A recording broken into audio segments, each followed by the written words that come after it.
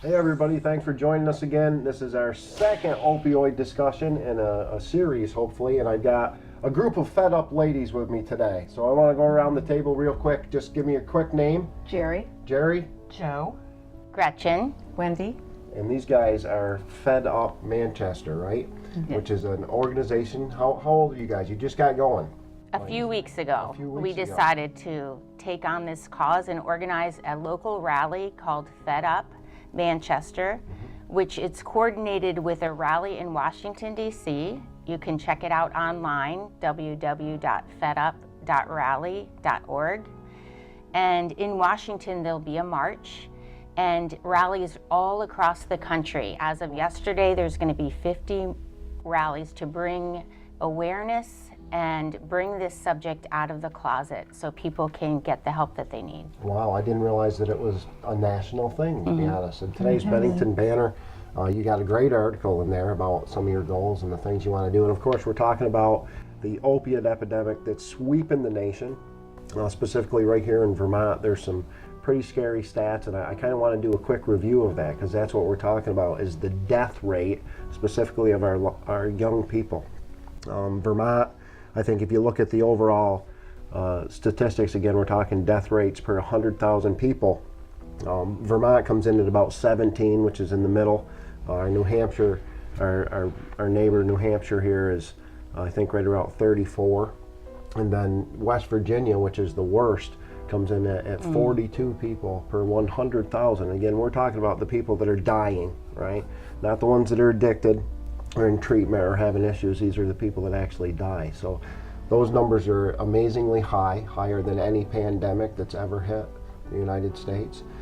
Specifically, I know the way that, not only is it high, but the way that it's growing is extremely alarming to me. It not only doubles every year, but it's a lot more. I was speaking with a guy in Ohio, a coroner in Ohio, that last year he had, I got my numbers written down, 256 overdose deaths, which is a lot of deaths to begin with. In the first 30 days of 2017, he had 176. So those numbers are, the numbers that we're quoting, the stats that you're going to see on screen are really old numbers. Most of them, it's hard to even find statistics in 2016, but when the 17 numbers come out, I think it's going to be incredibly alarming to everybody. It should be already. You know, one thing that I wanted to talk about here is I've got an old banner where we're talking about Narcan, right, which is the treatment for an overdose. We're going to talk more about that, but again, based on the Department of Health here in Vermont State, really scary. They're talking about Windham County, which is Brattleboro here right across the mountain from us. They're giving 14.3 overdose related calls per 100,000 participants. And again, if I do my math here, and again, if we're talking about overdoses per 100,000, we just went from saying Vermont was roughly 17 per 100,000. Well, that math puts me at 143 per 100,000 for Windham County, which is unprecedented. I mean, that's some crazy numbers. Now, you guys are going to have actually Narcan, or Turning Point is going to be at your event. The event's the 31st, correct? Yeah, August 31st. In Manchester. We should get that out there first. Yeah, from 6 to 8 p.m. At the Manchester Factory Point Town Green near the roundabout. Rain or shine. And should I talk about what we're going to have Sure, there? absolutely. We got food and bands and speakers. No food. And no food. What else? No, there'll be lots of people to give you hugs. If you've lost a loved one for overdose, or if you know of someone who has, send them, because we will be there to love them and give them support. If you know someone who's struggling with addiction, send them. We have resources, unbelievable resources, from all the different addiction-related facilities in the state. We will have speakers from recovering addicts to legislators to doctors, psychiatrists, heads of treatment centers, etc. There's lots of information. Then there will also be wonderful music and a candlelight vigil. So we're hoping to have everybody come out and make this a community effort where we unite together to try to find solutions for this problem. I think that comfort piece too, just the fact that you're not alone out there, that everybody is facing it. We talked about, before we started a broadcast here, we talked about the stigma that surrounds this. And they're really, I mean, this is everybody. Could be me, could be you guys, right? If you're not dealing with addiction yourself, then chances are someone you love is, or someone you know, maybe it's a friend or a friend of a friend, but it affects everybody, I think. So just getting together with other people and realizing that everybody's dealing with this, and it's not something you have to be ashamed of. These people need help, and there's help here. Now we're going to talk a little bit about getting help as an addict too, because that's not always so easy, and that's a big part of what you guys are doing too. Yes. We're trying to find resources. We want our government to provide resources that give adequate long-term treatment to people suffering with substance abuse. And one of the things I wanted to mention about stigma is, I think it was Daniel Moynihan who said, everyone's entitled to their opinion, but you're not entitled to facts, your own facts. And the fact is, this is a brain disease, and it needs to be treated that way. And we need to stop treating people who have this disorder as if they're throwaway. Right. We need to care. We need to care as much about people suffering from addiction as we do about someone with cancer, with any other medical disorder. And the stigma has to end that this is a moral failing, or this is a problem of choice. It's not. Right. And we have to stop being afraid to talk about it. There are so many people affected by this that don't even want to address it because they're ashamed. And that has to Again, end. right off the bat, a lot of this we associate instantly with heroin, specifically IV heroin use. But it's the same chemical composition, like Rich Bogardus had mentioned in our last interview, in the pills. So we're not just talking about heroin. This is it's still the pill epidemic that we dealt with in the 90s. Yeah. It's just carried over, and of course, fentanyl and what they're mixing with the heroin is really when it gets into some scary stuff. But people are still overdosing from Percocet. People are still overdosing from these pills that we're used to too. So that's got to be clear that this could happen to anybody. And I think We're a broken ankle away from we are. addiction. We are. All of us. And I love that scenario, a broken ankle, because I think most of it's like 90 or 95% start with a prescription, right, from their doctor. Yes, Exactly. correct. And then it leads to the abuse. In fact, another thing that I found out, for every death here in Vermont State, there's 10 people that sign up for treatment, and then 300 ER visits for opiate abuse, 130 who are dependent on opiates, and then 825 non-medical users. That's statistically. So for every person that we have that dies, we've got another 830 roughly that are addicted or in trouble with it. Yeah. So if you think about, again, these scary numbers that we started at the beginning of the program, compounded by 830, I mean, we're on the verge of a really serious epidemic. We think it's bad now. It's going to get a lot worse. So what do you guys think of Narcan? Again, I want to talk about, this is a special overdose treatment. Would you say one of these costs about $100? Yeah, in the $100 range for a treatment. If you're going to go get it. And again, I think Turning Point has these going to be available at your event. The Howard House up in Burlington, I think, is a strong supporter of giving out Narcan. They do a needle exchange as well. Again, a lot of people have a problem with these type of implements because they think that we're helping them, and the truth is we're helping ourselves. We don't need an AIDS epidemic or Hep C or all the other things. So the clean needles is a good idea, and I think Narcan is a fantastic idea. It's a lifesaver. It is a lifesaver. And that's its intention. You see someone who has overdosed and they get Narcan, and then they need treatment. Right. There's still a follow-up. That's another There great has thing. to be, and that's what's lacking. And a lot of people have a negative attitude about Narcan because you throw someone into instant withdrawal, and they don't like that. However, they need help after that, and to just use Narcan and say this isn't a good thing it's inhumane. Right. It's to save a life and help those people find what they need after their life has been saved, Right. and to eventually Here in be Vermont, productive. we're coming up on our 100th or 1,000th person that we've saved for Narcan. Oh my gosh. Thank- Like 1,000 people Thank God. because of this little thing. Yes. Education is paramount. Yes. You know, to your point about shame, if somebody else had a disease, say diabetes, people would be making casseroles. There'd be a Right. GoFundMe page. But, you know, if you have a loved one suffering from addiction, there's so much shame involved. And it's, you know, there before the grace of God go I. Right. And as you said earlier, we are all affected one way or the other.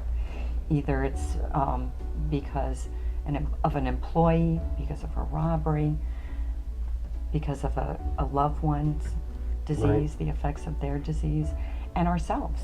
Yeah. So it's got to come out of the dark and out into the Well, open. and I think, again, it's not just the addict that suffers here. And it's usually the people closest to the addict that suffer the hardest along with them. But it does spread out to the point where, again, it's an expensive thing to do. So it, I believe, does inflate our crime statistics. So even if you're not the person that's living with an addict or living with addiction, then you're still, you know, you're still on the chopping block as far as robbery and crime and everything that Right. comes with it. This is a disease that affects society. Right. And every level of society. And people have to stop shunning away from information and start to educate themselves and be motivated to care. Right. Well, that's one of the things that is interesting right now. I know Donald Trump, our president, has allocated a lot of money for this. And I was really excited about that at the beginning. But again, I think he's much more on the punishment end of things where it's illegal.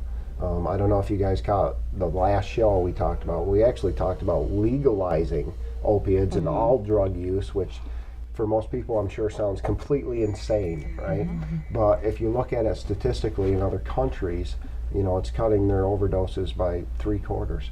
It's reducing crime, it's reducing all these diseases that we were talking about and drug use itself. So it's real prohibition where we're curbing the use, we're not punishing. And the more I read into it, the more I like it, to be honest. What are your opinions on the legalization of opiates? I haven't thought about that one. I don't know. And again, what we're talking about with the legalization, we should be clear on that too, is we're talking about the use of drugs, because we've as society, as human beings, we've used drugs for thousands of years, and we're always going to probably use drugs, especially when it comes to the medical field and pain, right? You know, I think that's something that's always going to be there. So the use itself is what we're talking about decriminalizing, but then go after the dealers, if you will, the people responsible for panning this. Why not regulate it like we That's do with right. alcohol, That's right? Alcohol's the same thing. How come we don't have a store where you can go get opiates just like you could go get? Well, that makes sense, but also physicians prescribing these medications need to be more mindful of the consequences. And there has to be some follow-up to that. People leave with 30, 40 pills Right. and no follow-up. So maybe, you know, get you through the first day of surgery and some emotional and physical support from your physician or therapist instead of just sending people out there. Well, I see some states now are actually suing pharmaceutical companies. Yes. And again, the states, I think, were very careful not to incriminate their doctors and go after the doctors. They're suing the pharmaceuticals for not informing the doctors, right? And then the doctors are pretty much just following their lead. But that's another thing, prescriptions. You know, here in Vermont, for every 100 people, there's about 67 pain prescriptions, right? And we're low on the scale. Maine, Pennsylvania are in the middle. They average 80 or 85 respectively. And then some states like Tennessee and Alaska, for every 100 people, you've got 143 prescriptions. Wow. Yeah. So that's at least, you know, a prescription and a half per person. And again, looking at the generic prescriptions, this doesn't fit everybody, but 1 in 15 people who are on prescriptions will try heroin in the next 10 years. Wow. So do the math. Like I Yeah. said, it's some scary stuff. And it is anybody. It's the guy that fell off the ladder at work. Well, I think you're going to That's see some changes with the amount that they're allowed to prescribe. Since July 1st, there were some changes in the laws. so the doctors have to hold back a bit. There's some people who aren't so happy about that, who are in pain. But I'm not really in favor of making it legal, because then you're fueling big pharma and you're filling their bank accounts. Well, You know, and I would say common sense wise, I would think the same thing. But when they've done it, it's reversed it. Yeah. Like I I said, have to know more about Amsterdam is a big one. Portugal is another one. 15 years ago, they and the CDC and the United Health Organization, they've recommended it for years. Which again, it sounds insane right off the cuff, but I think if you read into it and what it actually does, I don't know why, but if we let people kill themselves, they don't. Yeah. interesting. I personally have no opposition to it, but I don't really have an opinion yet because I'd like to research it a little further. I think the regulation piece is critical Yeah. too. You don't want just people getting unlimited amounts of Right. heroin or whatever we're talking about. But I wonder how you can regulate the manufacture of the synthetic, the fentanyl, which is poisonous. That's what's killing everybody. Well, and I think in a lot of countries they're actually banning it. You can't. And again, you're always going to have a black market. That's right, the The illegal. more laws that we put up against this, the more the criminals, profit from it. And again, that's a philosophical problem. If there's a profit motive, then there's greed. and there's always going to be there. That's right. That's Yeah. right. So I think again that's part of that whole legalization piece, plus the regulation. If you're getting it from a store or a regulated agency, it wouldn't have all that fentanyl in it. You'd know what you were getting, which is again for me. I'm not a drug user, and instantly I thought, well, they're taking more, right? You're supposed to take 2 pills, now they're taking 4, and they're overdosing. But that's not the case. They're taking the same amount. It's just either a higher grade or it's cut with fentanyl or these other things, right? Because it's not regulated. Yeah, I mean, this is an accidental death, right? I do believe that. I don't think Absolutely. anybody Yeah. thinks I'm gonna die when it's not gonna happen to me is the general consensus, right? Yeah. And then all of a sudden it does, right? I'm a hunter and it's the same way. I'll never get lost until you get lost, right? And that's how it happens. So I don't know. Again, back to the Narcan thing, because I do want to repeat that they're handing these things out Free. free. Yeah, at the turning point will Point. be there. They'll have a booth. They will instruct and give Narcan to anyone who is so motivated to use Yeah, it. like I said, I want to carry one Yes. just for my friends. Everyone I've got should. enough people, Everyone and should. right, even a stranger. If I saw a stranger Me too. OD, I would absolutely help them. Yes. Back to the stigma. I have a friend, and I told her that I carry Narcan, and her initial attitude was, "Well, why would you want to do that?" And that's the stigma. You Right. know, it's that attitude that, well, they deserve it. Yeah, And that's the avoidance of looking at the fact that this is a disease. I've heard that. I've heard the other side that literally this is God's way of cleaning up. Yes. Right? I don't even want to hear that. That right. is so cold. It sends shivers down me to repeat it. It's There's a ignorant. segment And of it the is ignorant. population that's disposable, and I believe addicts fall into that category. I agree with that. It's a crying shame. And again, this could be you. This could be Right. me. This could happen to you watching, everybody out there. And it That's makes right. me think of the Suboxone that's being given Mm-hmm. on long term, because it just keeps people addicted and Right. it keeps them quiet. And that's that, if they're not, It does, and again, a They're lot of not making people trouble. are not sure what Suboxone is. Suboxone is a treatment drug that they can give you, and it basically takes away the sickness, right, that comes along with. Yes, it's a with- synthetic Right, opiate. it's a synthetic heroin. Yes. How's that for pretty Yes. accurate? Yeah, Right? yeah, and initially it was to be used to treat somebody through withdrawal, to titrate them off of whatever Right. opiate they were addicted to, and then prepare them for treatment and care. And Right. that's what's missing. Right, it's a long-term thing. They're just switching to a Pacified. glorified, drug. legalized drug dealer. It's controlled, Through their doctor. it feeds big pharma, and it doesn't treat the What I cause. love about Suboxone is that it has opiate blockers in it. Yes, I don't can know if you inject guys- it. Right, so, and same thing, if I'm on Suboxone, that means I can do as much heroin as I want, and it does nothing to me because of that blocker, right? So there's no urge, if you will, for that high. The problem is it can be abused, and it is. It can be sold, So traded. it is. I know all Yeah, about it. That's yeah. how it works. Yeah. So, and I think that's where the witness dosing has to come into play. Where it's the same, you were talking about how many, you go to the doctor for pain and they give you a whole bottle full of pills when you leave, and there's no regulation. Yeah, It's have missing. at it. And when we're talking about addicts, obviously there's not much self-control there. That's the problem to start with. So now we're trusting them with their own Yeah. treatment, Yeah. and we wonder why it doesn't And they have a work. substance abuse disorder. Right. Even the term addict, I mean, that's what we've come accustomed to addressing this as.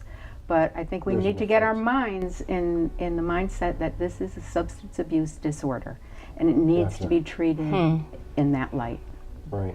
Yeah, and it is an offensive word. I never even thought about it, to be honest. Yeah. But, right.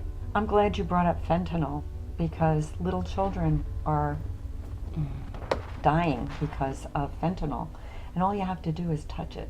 Yeah. It's so powerful. Right. I was recently camping and somebody was asking about, well, you know, how would that affect me? And I said, well, we're in a campground. There are people from all over the world here. Right. We're using a public restroom. Who's to say someone hasn't cut something with fentanyl Right. and its remnants are someplace? That's how powerful the drug is. Right. Yeah, there's carfentanil now, which is even like 10 times more Right. powerful than fentanyl. And that's how addiction An elephant drugs Right. affect everybody.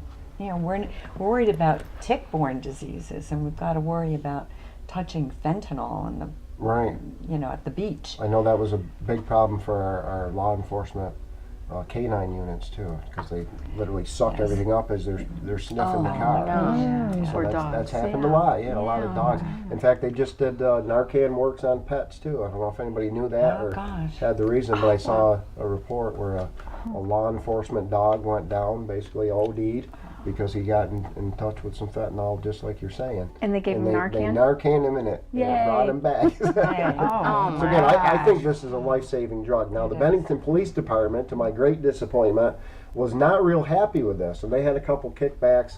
Again, I'm taking their quotes right out of the Bennington Banner, because these people, number one, a lot of times when you administer this, and this is real simple.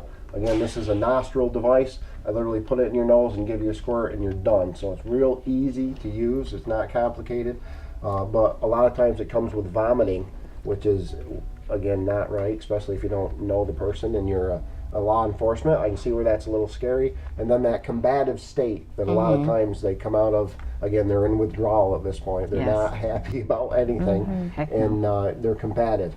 But straight up to Officer Doucette and all the law enforcement, I think that's your job. It comes with it. And sorry to be so frank, I hope that didn't offend anybody, but I think it's worth saving a life. I think that's what they're there for. Would you guys agree with that? Absolutely. And I think it's like taking a CPR course. You know, we all want to have CPR and be ready to save somebody's life. Right. But this is the same thing, and it could happen to anybody.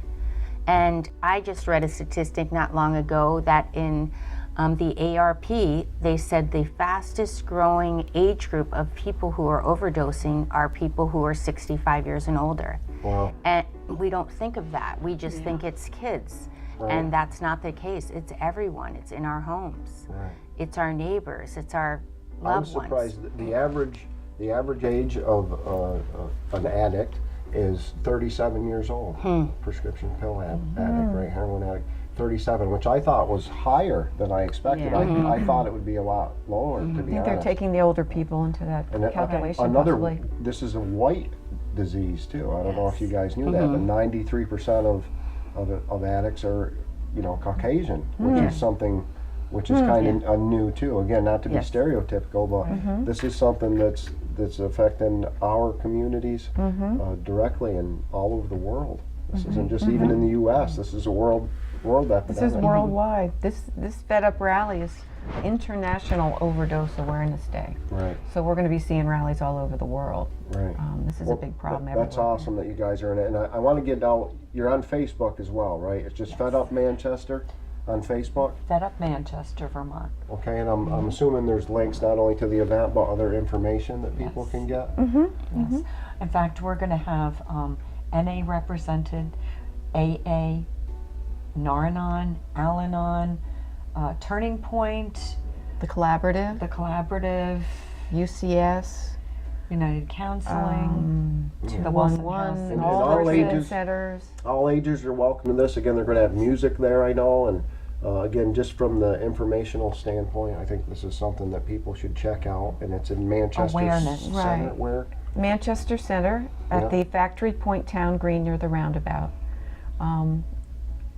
I'm trying to encourage children to come too, Sure. because they're our future. And so I welcome everybody to bring the kids or the teenagers to come out and bring groups of friends. It's really Never important. too young to start learning. Right. That's No. for sure. so many of these children are affected by a parent Absolutely. that suffers from addiction, and their lives are very uncertain. Many are being raised by grandparents. Yeah. So it's Oh. important for young children to. We had DARE going back, and Right. and that kind of has gone by the wayside. So it's time to really educate young children. Bring up through. I agree, and that's Rich Bogardus, my last guest. That was his antidote here, as we start with obviously talking Kids. about it, but then education. What do we have in our schools? Nothing is the answer. Let's do something. And again, as far as a local group, though, you guys are local for Vermont, specifically Bennington County, Manchester. So I'm encouraging everybody to go check this out. Right? And there's And lots of we're asking people to wear purple, to bring signs, if they have signs, and pictures of people who have been affected. right. That's kind of the unity color. Right? I got my purple on today. Yeah. I'll support it. Thank you. And talk to your neighbors, invite your family and friends, your coworkers, because once again, everyone is affected. Right. And share on Facebook. I mean, people seem reluctant to talk about this disease. It's like death, as we spoke about earlier. It's something that's going to affect all of us, and it's important that we bring it out in the open and have the conversation. Right. And our long-term goals are that we hope the government will respond and make available resources to have long-term treatment. Right. The aftercare plan. Yes, and my vision is for Vermont to have a therapeutic community model where there's detox, there's treatment, there's skills training, and there's things that help bring these people back to be productive members of society. Right.